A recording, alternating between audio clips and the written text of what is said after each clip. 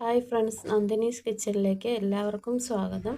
ഇന്നുണ്ടാക്കാൻ പോകുന്നത് ഒരു മീൻ പീരയാണ്.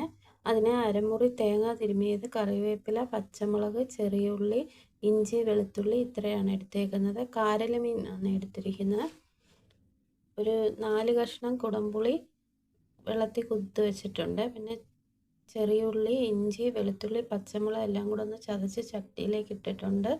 ആ ജാറിൽ തന്നെ തേങ്ങയും 1/4 സ്പൂൺ മുളക് പൊടിയും മഞ്ഞൾപ്പൊടിയും കൂടെ ഒന്ന് ചതച്ചെടുത്ത് ചട്ടിയിലേക്ക് ഇടുക.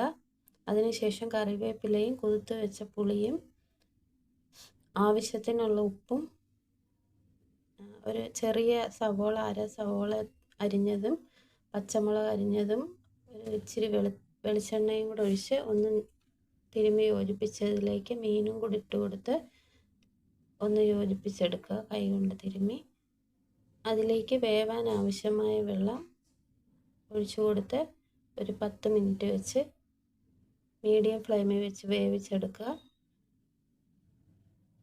നമ്മുടെ റെസിപ്പി റെഡി ആയിട്ടുണ്ട്. ഈ റെസിപ്പി ഇഷ്ടമായെങ്കിൽ ലൈക്ക് ചെയ്യുക, സബ്സ്ക്രൈബ് ചെയ്യുക.